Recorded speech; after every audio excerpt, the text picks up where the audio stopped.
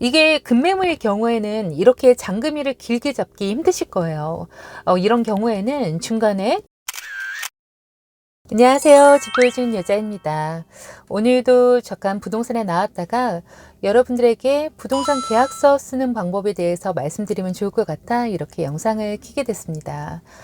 직거래만 아니시라면 부동산에서 쓰는 계약서는 크게 걱정하실 필요는 없어요. 어차피 부동산에서 알아서 잘 진행해 주시니까요. 그래도 전반적인 계약 진행 과정은 알고 계셔야 계약서 작성에 대한 두려움을 없앨 수 있습니다. 여기에 더 나아가서 계약서에 들어가야 할 특약까지 정리해 두신다면 나에게 좀 더 유리한 조건으로 계약서를 작성할 수 있어요. 소장님께 특정 물건을 매수한다고 말씀하시면 소장님이 매도인과 통화 후에 매수 가능 여부를 알려주실 거예요. 협의가 이루어지면 그 다음부터 바로 계약 단계에 들어가는데요. 먼저 가계약금을 입금하게 됩니다.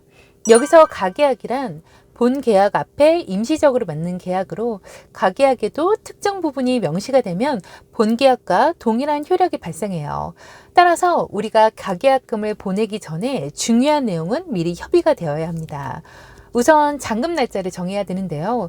보통은 계약일로부터 2달에서 3달 사이에 잔금 날짜를 많이 치러요.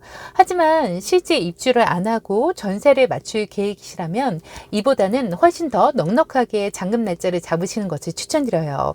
특히 해당 물건이 신규 입주하는 단지라던가 아니면 입주 예정 물량들이 많다면 전세 공급 또한 많아지기 때문에 일반적인 경우보다는 전세 맞추기까지 더 훨씬 오래 걸리는 경우가 많습니다. 따라서 이러한 경우에는 잔금일까지 4개월 이상을 요구하시는 게 더 좋은데요. 이게 급매물일 경우에는 이렇게 잔금일을 길게 잡기 힘드실 거예요. 이런 경우에는 중간에 중도금을 지급하는 조건으로 잔금일을 협의하시면 원하는 기간까지도 가능할 수가 있으니까 그 부분도 미리 협의하셔야 해요. 잔금일을 2개월로 잡고 가계약금을 보내놓고 추후에 변경하시려고 하면 협의가 안 될 가능성이 커요. 이미 매도인에게 주도권이 넘어갔기 때문이죠. 그렇게 되면 그냥 2개월로 진행하거나 아니면 가계약금을 포기하고 계약을 해지하셔야 하는 경우까지 생길 수 있습니다. 따라서 잔금일 협의는 반드시 가계약금 입금 전 미리 하셔야 한다는 사실을 유념하세요. 다음은 리모델링 여부인데요. 만약 해당 물건에 미리 리모델링이나 부분 인테리어 도배, 장판 등을 계획하고 계신다면 이러한 상황에 대해서 협의도 필요하신데요. 원래는 리모델링이나 인테리어를 하시려면 잔금을 치르셔야 해요. 비어있는 집이라면 협의를 통해 가능하겠지만 사실상 거주하고 있는 사람이 있으면 집주인이든 임차인이든 먼저 이사를 가야 가능한 상황이기 때문에 이러한 경우에는 어느 정도의 중도금 지급으로 먼저 이사를 가실 수 있는지 여쭤봐야 해요. 비어있는 집이라도 리모델링 이후에는 계약을 철회할 수가 없으니까 중도금 지급 조건으로 진행을 해야 합니다. 중도금을 지급하게 되면 계약 해지가 안 되니까요. 다음은 수리사항인데요. 해당 물건에 수리가 필요한 경우가 있다고 해보죠. 누수라든가 샤시, 보일러 교체 등 보수, 교체가 필요한 부분이 발견되었다면 이 사항에 대해서 수리나 또는 감액 부분을 협의해야 합니다. 보통은 문제가 있는 부분을 고려해서 가격을 감액해 주시는 경우가 많아요. 이럴 때는 매수인이 현재의 컨디션에 다 안고 가는 조건으로 계약을 하게 되는 거죠. 감액이 아니라 매도인이 잔금 전까지 수리하는 조건이라면 이 부분도 가계약에 꼭 명시하시는 것이 좋습니다. 이 정도 중요한 협의를 마쳤다면 협의사항을 소장님께서 문자로 보내주실 거예요. 그 다음은 등기부 등본에 소유자를 확인하시고 소유자 명의 계좌로 가계약금을 보냅니다. 본격적인 계약 날짜를 정하고 계약날 신분증과 도장을 지참해서 부동산을 방문하시면 되는데요. 본계약날도 가계약 때와 똑같이 협의사항을 먼저 확인하시고 그리고 등기부 등본과 건축물 대장, 매도인의 신분증 대조를 통해 소유자를 확인하십니다. 이때에도 가계약금을 제외한 나머지 계약금을 이체하시면 되는데요. 반드시 가계약금 보낼 때와 마찬가지로 소유자 계좌에 입금하시면 돼요. 확인 서류들은 모두 부동산 소장님께서 계약 전 확인해 주시니까 이렇게 진행한다 정도만 숙지하시면 될 것 같아요. 중요한 건 매도인이 계약자인지 반드시 확인하고 등기부 등본상 소유자와 일치하는지 그리고 계약서 상에 매도인 계좌로 입금하는지에 대한 확인이고요. 앞서 가계약 시 협의했던 잔금일과 중도금, 인테리어, 그리고 수리 여부 등이 계약서상의 특약사항으로 들어갔는지 확인하는 겁니다. 마지막으로 잔금날 법무사를 불러서 잔금을 치르고 소유권 이전 등기를 하는 일이 남았는데요. 법무사는 부동산을 통해 소장님께 불러달라고 하셔도 되고 요즘은 법무통이라는 사이트를 이용해서 따로 부르시는 경우가 많아요. 법무통에 계약서를 사진 찍어서 올리시면 등기비용 견적을 받을 수 있는데요. 여러 법무사들의 견적 비교를 통해 보다 저렴한 가격으로 등기할 수 있는 장점이 있어서 여러분도 한번 이용해 보시면 좋을 것 같습니다.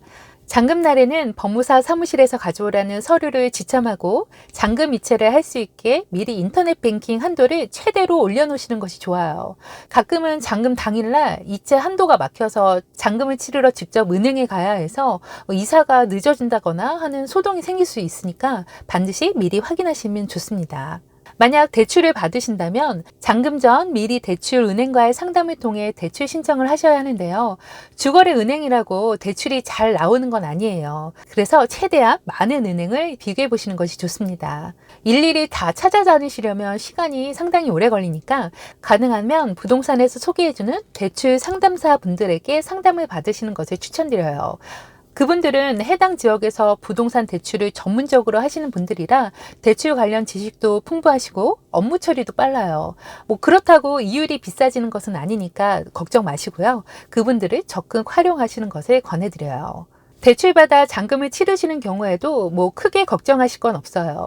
소유권 이전 등기 진행하시는 법무사분이 대출은행과 통화하여 잔금 처리를 잘 마무리해 주실 거고요. 더불어 기존 매도인이 갚아야 할 대출 잔액이 있을 경우에는 법무사님이 매도인에게 소량의 말소 비용을 받고 근저당 말소까지 대리해 주시니까 따로 걱정은 안 하셔도 됩니다. 이번 시간에는 계약서 작성에 대한 전반적인 과정과 협의사항에 대하여 말씀드렸어요. 간단히 정리를 해보면 부동산 매매 계약은 가계약, 본계약, 잔금 순으로 이루어지고요. 가계약금을 넣기 전 잔금일과 리모델링 여부, 그리고 수리사항에 대한 부분들을 매도인과 미리 협의합니다. 더불어 등기부 등본 확인 후 소유자의 계좌로 가계약금을 넣게 되는데요. 그 다음 날짜를 협의해서 본계약서를 작성합니다. 본계약 때도 마찬가지로 등기부 등본, 건축물 대장, 신분증 등 각종 서류와 매도인이 본인인지 확인을 하시고 가계약 때 협의했던 내용이 계약서 특약사항에 잘 반영이 됐는지 꼭 확인합니다. 그리고 마찬가지로 계약자 명의의 계좌로 가계약금을 제외한 나머지 계약금을 이체하고요.